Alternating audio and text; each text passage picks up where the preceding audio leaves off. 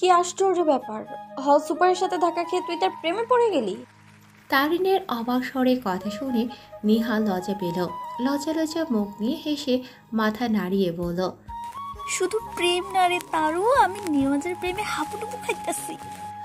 নিহার মুখে হলো সুপারের পান শুনে তারিনের চোখ বড় বড় হয়ে গেল। চারিদিকে একবার নজর বুলিয়ে তারিন নিহার মুখ চেপে ধরল, ফিসফিসিয়ে বলল, গাধা, এটা পরীক্ষার হল। আর আজ শেষ পরীক্ষা। যদি কোনো গন্ডগোল করেছিস তাহলে তোকে আমার হাত থেকে কেউ বাঁচাতে পারবে না। নিহা ভুলেই গিয়েছিল ও পরীক্ষার হলে আছে। তাইনের কথা শুনে থতমত খেয়ে উঠল। তাইনের হাতটা ছাড়িয়ে নিয়ে মেকি হেসে বলল, এভাবে হুমকি দেওয়ার কি আছে? গর্ধপ, ভয় পাইছি তো। আজ আমাদের শেষ পরীক্ষা। কিভাবে যেন সময় চলে গেল, তাই না রে নিহু? হ্যাঁ, একদম। সময় কিভাবে বয়ে যায় কেউ ধরতেই পারে না। আমি তোরে খুব মিস করবো রে তারু। বলতেই নিহার গলা ধরে আসলো। আজকের পর আর ওদের নিয়মিত দেখা হবে না। দুজনের পথ চলা আলাদা হয়ে যাবে। তাইনের সাথে হাসি আড্ডায় মেতে থাকা কলেজ জীবনের মুহূর্তগুলো নিহার জীবনে সব থেকে সুন্দর মুহূর্ত। নিজের ভেতরের কষ্টগুলো তাইনের সাথে কখনো শেয়ার করা হয়নি, আর হয়তো হবে না। তবে নিহা এভাবেই হাসি খুশি থাকবে, ভেতরের যন্ত্রণা বাইরে প্রকাশ করবে না। কথাগুলো ভাবতে ভাবতে নিহার চোখে জল জমেছে। তা তারিন খেয়াল করতে নিহাকে জড়িয়ে ধরল, বলতে লাগলো, আমাদের জীবনে বন্ধুর সংখ্যা নেই বললেই চলে। গ্রামে থাকাকালীন যে কয়টা বান্ধবী ছিল, সময়ের অতলে সবাই হারিয়ে গিয়েছে। এখন দেখলেও কেউ চেনে না। কিন্তু তুই আমার জীবনে আসা প্রথম কেউ যে আমায় এতটা ভালোবাসা দিয়েছে, আগলে রেখেছে, শাসন করেছে। তোকে ভুলে যাওয়া একদমই সম্ভব না।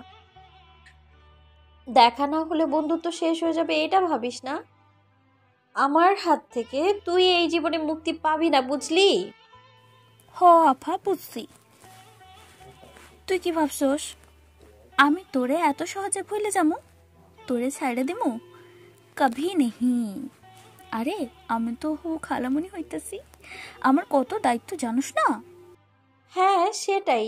কত দায়িত্ব বলতো? আমার বাচ্চার প্রস্রাব পায়খানা পরিষ্কার করার দায়িত্ব তো তোকেই দিতে চাই দোস্ত। হো, আল্লাহ তো আমার দুনিয়ায় পাঠাইছে তোর পোলা পাইন রে হাগা মোতা পরিষ্কার করার লাইগা। আমার বাচ্চার খালামণি বলে কথা, এইটুকু দায়িত্ব পালন করতে পারবি না? ছি, কেমন খালামণি হলি তুই? শর্ত, যা। বলে বাইরে হাঁটা শুরু করলো। তারিন নিহার যাওয়ার পানে তাকিয়ে হেসে দিল। এই মেয়েটাকে যে ও বড্ড মিস করবে, অনেক বেশি। ভেবেই মন খারাপ হয়ে গেল তারিনের। পরীক্ষা দিয়ে বাসায় আসার সময় তামজিৎ তারিনকে নিয়ে সোজা হসপিটালে যায়। সেখানে গিয়ে গাইনি ডক্টর দেখায়। কিছু টেস্ট করিয়ে বাসায় যাওয়ার উদ্দেশ্যে রওনা হলো। দুজনেই এসে গাড়িতে বসতেই তারিন বায়না ধরে বলে উঠল, ও মাস্টার মশাই, ফুচকা, ঝালমুড়ি, ভেলপুরি এগুলো খাবো। থাপ্পড় চিনো?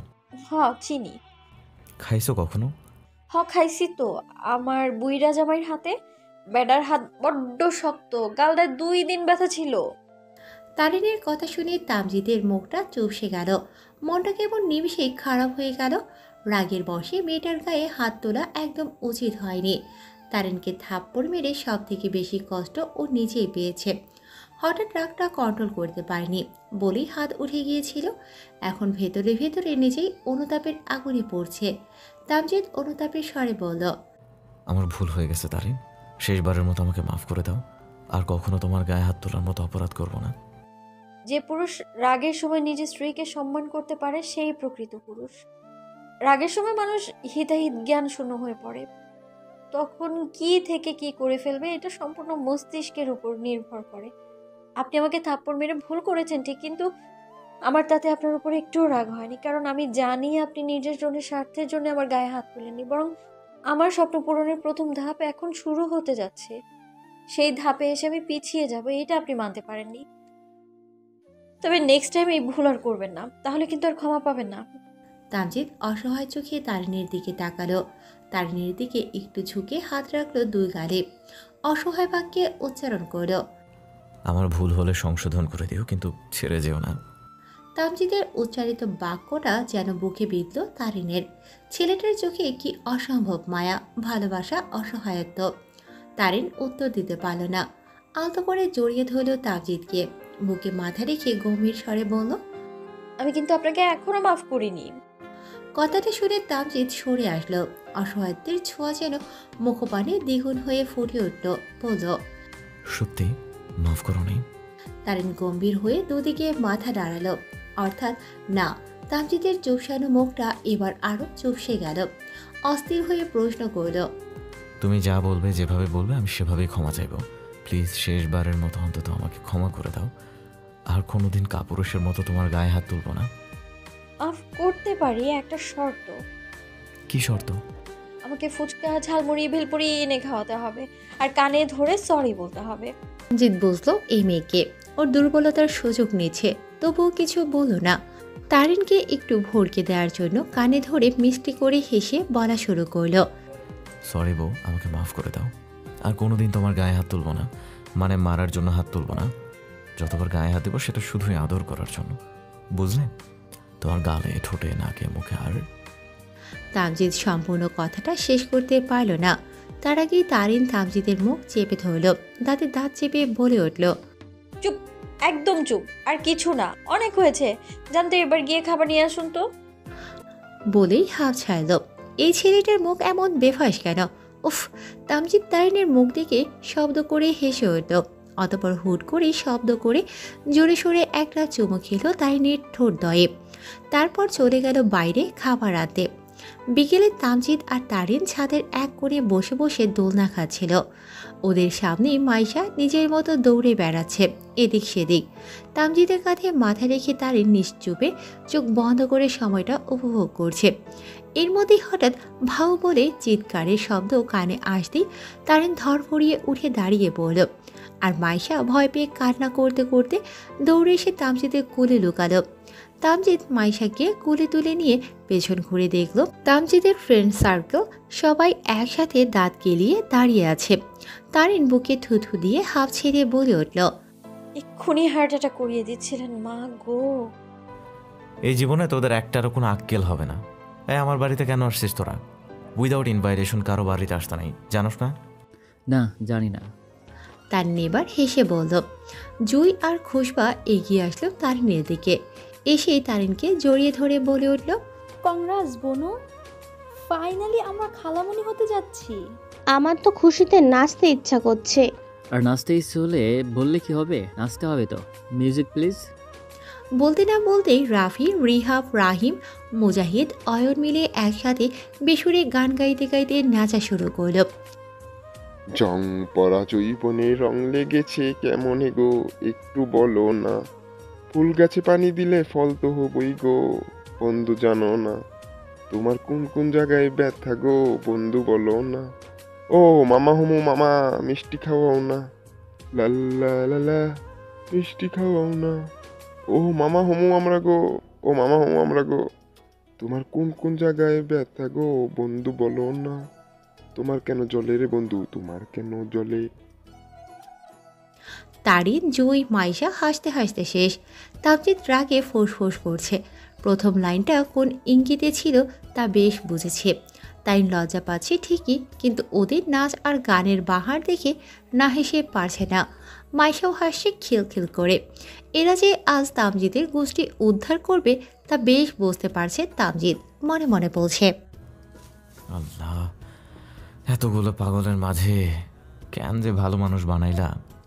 দৌড়ে সিঁড়ি বেয়ে ছাদে ওঠার সময় কারো একজনের সাথে ধাক্কায় সোজা নিচে পড়ে যায় নিহা। 4-5টা সিঁড়ি বেয়ে নিচে পড়ায় বেশ ব্যথা পেয়েছে কোমরে, মাথায়, তবে বড় কোনো ব্যথা লাগেনি। নিচে পড়েই নিহা ব্যথায় আর্তনাদ করে ওঠে। আল্লাহ গো, আমার কোমরটা শেষ, তারু মরে গেলাম। নিহার চিৎকার কানে যেতেই তারিন, তামজিদ সহ বাকিরা হন্তদন্ত হয়ে সিঁড়ির গোড়ায় আসতেই দেখল নিহা সিঁড়ির নিচে পড়ে আছে। পাশেই নেওয়াজ বেশ শান্ত হয়ে বুকে হাত গুজিয়ে দাঁড়িয়ে আছে। তামজিদ দৌড়ে নিচে আসলো, নিহাকে টেনে ওঠাতে ওঠাতে জিজ্ঞেস করল, তুমি এভাবে পড়ে গেলে কিভাবে? দেখে হাঁটবে তো। নেওয়াজ এবার মুখ খুলল, গম্ভীর স্বরে বলে উঠল, অন্ধ মানুষ আবার দেখবে কিভাবে? এক ঘুষি দিয়ে থুতমা ভস্কাই দিমু। আমি কানা আপনার এবার মানুষটার মুখের দিকে তাকাতেই মাগো বলে চিৎকার করে তামজিদের পেছনে গিয়ে লুকিয়ে পড়ল। নিজেই নিজেই বলা শুরু করল, এই বেড়া এখানে কেন? হায় হায়, এখন আমি তার যেখানে খুশি সেখানে কল্পনায় দেখা শুরু করছি। না, আজকে যাই মায়ে কমু আমারে একটু ঝাড়পোছ দিয়ে আনতে, মাথায় ওই বেডার ভূত ঢুকছে। নিহা এবার তামজিদের উদ্দেশ্যে বলল, আচ্ছা দুলা ভাই, আমি যা দেখি আপনিও তাই দেখেন? তুমি কি দেখো? আমি দেখতেছি পেঁচার মুখ করে দাঁড়াইয়া থাকা এক খবিশ ব্যাটারে। তামজিদ থতমত খেয়ে গেল। এই মেয়ে বলে কি, কার উদ্দেশ্যে বলে? তারিন উপর থেকে নিহার অবস্থা দেখে হাসে। নেওয়াজ আর তামজিদ দুজনে পরীক্ষার কয়েকদিনে ভালো বন্ধু হয়ে উঠেছে। বাসায় আজ যেহেতু সবাই মিলে একটা ছোটোখাটো পার্টির আয়োজন করেছে, সেহেতু তারিনের কথায় তামজিদ নেওয়াজকেও ইনভাইট করেছে। এদিকে নিহাকেও তারিন ইনভাইট করেছে। এখন নিহার অবস্থা দেখে ওর পেট ফেটে হাসি আসে। নেওয়াজ নিহার হাত ধরে টেনে বের করে সামনে আনলো। তারপর গম্ভীর স্বরে দাঁতে দাঁত চেপে বলল, নাও দেখো, ভালো করে দেখো, আমি কোন গাছের পেঁচা, আমাকে কোন গাছে ভালো মানাবে বলো। নিহা অতিরিক্ত শখে চুপ মেরে আছে, কথা বলতে পারছে না। তার মানে সত্যি নেওয়াজ এখানে এসেছে, কিন্তু কেন? এ বাসায় তার কি কাজ? আগে তো কখনো দেখেনি, তাহলে আজ কিভাবে আসলো? নেওয়াজের মুখের ভয়ঙ্কর অবস্থা দেখে নেহা আর এই প্রশ্নগুলো করার সাহস পেল না। কোনো রকমে মেকি হেসে বলল, আসসালামু আলাইকুম স্যার। আল্লাহ হাফিজ স্যার। বলেই এক দৌড়ে তারিনের কাছে এসে দাঁড়ালো। ধুম করে তারিনের পিঠে কিল মেরে হাঁপাতে হাঁপাতে বলল, তুই ইচ্ছা করে আমারে এমন বলদ বানাইলি, দেখিস তোর পোলা পানিরে হাগামুতা আমি পরিষ্কার করবো না। নেহার কথা শুনে উপস্থিত সবাই উচ্চস্বরে হেসে উঠল। তা দেখে নেহা লজ্জা পেয়ে ছাদের এক কোণে গিয়ে গাল ফুলিয়ে দাঁড়িয়ে রইল। সন্ধ্যা হয়ে আসতে সবাই ছাদে চলে আসলো। রান্না করার জন্য গ্যাসের চুলাটা অবধি ছাদে নিয়ে এসেছে। তামজিদের বন্ধুরা মিলে পুরো ছাদে লাল নীল নানা রকম লাইট দিয়ে সাজিয়েছে। পুরো ছাদ আলোতে ঝলমলে করছে। জুই, খুশবাদ, নিহা, তারিন মিলে বসে গল্প করছে। নিহা এক একটা মজার কথা বলছে আর সবাই উচ্চস্বরে হেসে উঠছে। নেওয়াজ তামজিদ বাজারে গিয়েছে, বাকিরা সবাই রান্নার প্রস্তুতি নিচ্ছে। তানহা একটু নিচে আসে, নিজের কাজে ব্যস্ত। আর মাইশা তামজিদের বন্ধুদের সাথে হাতে হাত মিলিয়ে কাজ করছে, গল্প করছে, টুকটাক হাঁটছে, খুশিতে এদিক সেদিক দৌড়ে বেড়াচ্ছে। কাচ্চি বিরিয়ানি রান্না করা হবে। রান্নার দায়িত্ব গিয়ে পড়েছে মুজাহিদের ওপর, বাকিরা সবাই সাহায্য করবে। তামজিদ আর নেওয়াজ হাতে বিভিন্ন খাবারের প্যাকেট, কোল্ড ড্রিঙ্কস নিয়ে এসে রাখলো। তামজিদ বেশ ঘেমে গেছে, তাই সোজা এসে তারিনের সামনে বসে বলল, ঘেমে গেছে, একটু মুছে দাও না। কথাটা শুনে তারিন একটু লজ্জা পেলেও ঠোঁট চেপে হাসলো। দু হাতে যত্ন সহকারে তামজিদের ঘাম মুছে দিতে লাগলো। তা দেখে রিহা বেশ অসহায় স্বরে বলল, আজ আমার কেউ নেই বলে। তুই একটু সাইডে আয় তো। আরে বেবি, আধার ওদের সময় হলে সবার সামনেই দাও। সাইডে যাওয়ার কি দরকার? আমার বুঝি লজ্জা লাগে না? দুষ্টু হিজলাগো মতো শুরু করেছিস শালাই। হিজলাগো মতো না, ওই হিজলাই। আমি হিজলা নাকি পুরুষ দেখাবো? দেখা। রিহা বেচারা এবার সত্যি সত্যি লজ্জা পেয়ে গেল। আস্তে করে সাইড কেটে দূরে সরে গেল। মনে মনে ভাবল, এই মুহূর্তে পানি বিপদসীমার উপর দিয়ে যাচ্ছে, এখানে থাকা মোটেও সেফ না। আমি যে পাগল গো বসবাস করি, না জানে ধরে বেঁধে আমার লজ্জা হরণ করে নিয়ে যাবে। ভেবে নিজের প্যান্টটা শক্ত করে দু হাত দিয়ে ধরে উল্টো দিকে দৌড় মারল। তা দেখে সবার হাসতে হাসতে গড়াগড়ি খাওয়ার মতো অবস্থা। একমাত্র তামজিদ বিরক্ত হচ্ছে। বিরক্তি ভরা স্বরে সবার উদ্দেশ্যে বলল,